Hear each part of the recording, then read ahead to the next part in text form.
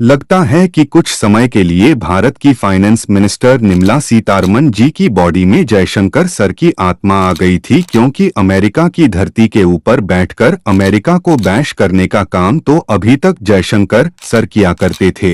लेकिन इस बार हमारी वित्त मंत्री निर्मला जी ने भी बहुत ही बोल्ड अंदाज में अमेरिका को अमेरिका में बैठकर आईना दिखाने का काम किया है। दरअसल निर्मला सीतारमण जी मेक्सिको और अमेरिका की ऑफिशियल विजिट के ऊपर गई हैं। 17 अक्टूबर को वो मेक्सिको पहुंची थी और वहां से 20 अक्टूबर को वो अमेरिका चली गई थी। 20 अक्टूबर से लेकर 26 अक्टूबर यानी कि कल तक वो अमेरिका में रहने वाली हैं और इस बीच उन्होंने वहां पर IMF, वर्ल्ड बैंक समेत दुनिया के मेजर इंस्टीट्यूशंस के साथ मीटिंग की है। इस बीच क्या हुआ कि अमेरिका के थिंक टैंक ने भारत के वित्त मंत्री निर्मला सीतारमण जी को इनवाइट किया ताकि वह भारत की इकोनॉमी के बारे में बताएं कि भारतीय अर्थव्यवस्था के लिए क्या क्या चैलेंज हैं। इतने सारे वॉर्स और ग्लोबल उथल-पुथल के बीच भारत कैसे इन सब चीजों से डील करते हुए दुनिया की सबसे तेजी से ग्रो करने वाली मेजर इकोनॉमी बना हुआ है।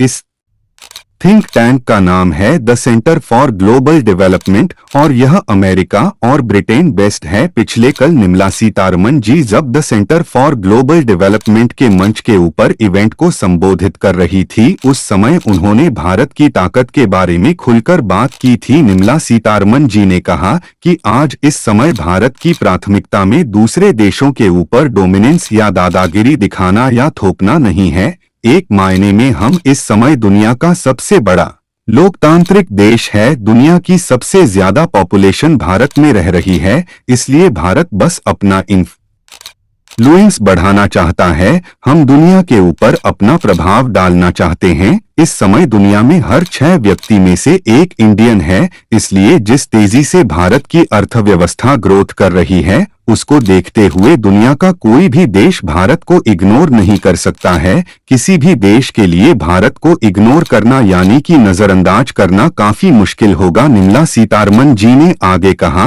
कि भारत के आसपास का जियोपॉलिटिकल नेबरहुड अगर उसको देखा जाए यानी कि ऊपर चाइना लेफ्ट साइड के ऊपर, ईरान, अफगानिस्तान और पाकिस्तान राइट साइड के ऊपर, साउथ चाइना सी का रीजन है। भारत के आसपास के इन रीजन में जिस लेवल की जियोपॉलिटिक्स और कूटनीति होती है उसके चलते भारत से काफी भी दूर बैठा अमेरिका भी और साथ में भारत के साइड के ऊपर बैठा चाइना भी, इनमें से कोई भी देश भारत से हजारों किलोमीटर दूर हो या फिर पड़ोस में बॉर्डर शेयर करता हो, कोई भी भारत को नजरअंदाज करके इग्नोर बिल्कुल नहीं कर सकता है। अमेरिका, ब्रिटेन, फ्रांस जैसे जितने भी डेवलप्ड देश हैं यह 150 साल पहले उस समय डेवलप्ड हो गए थे जब दुनिया में इतनी ज्यादा टेक्नोलॉजी नहीं थी, ना ही आर्टिफिशियल इंटेलिजेंस का जमाना था, मैन्युफैक्चरिंग में भी ऑटोमेशन नहीं थी और आज तो सेमीकंडक्टर चिप्स का बोलबाला है। इसी पर पॉइंट मारते हुए निर्मला सीतारमण जी ने भी कहा कि अभी के समय के डेवलप्ड देशों ने जो टेक्सटाइल्स, साइकिल्स, बाइक वगैरह बनाकर इन बेसिक चीजों को मैन्युफैक्चर करके जो अपनी डेवलपमेंट हासिल की है, उस समय तो इंटरनेट भी नहीं था। इसलिए आज अगर किसी डेवलपिंग देश को डेवलप्ड बनना है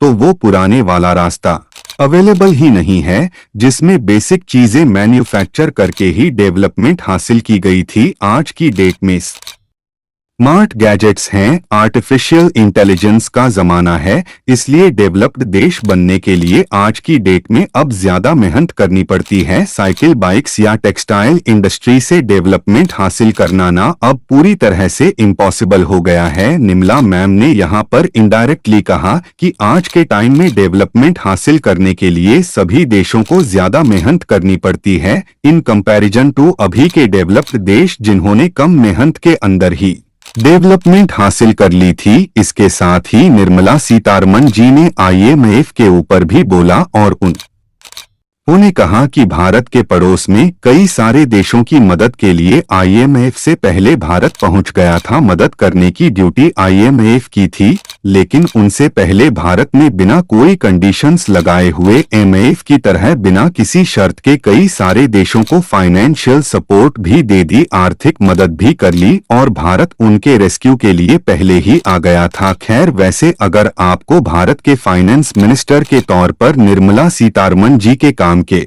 ऊपर उनको रेटिंग देनी हो तो आप उनको 10 में से कितने नंबर देंगे? 10 में से 10 या फिर उससे भी कम? नीचे कमेंट करके अपनी राय जरूर बताएं।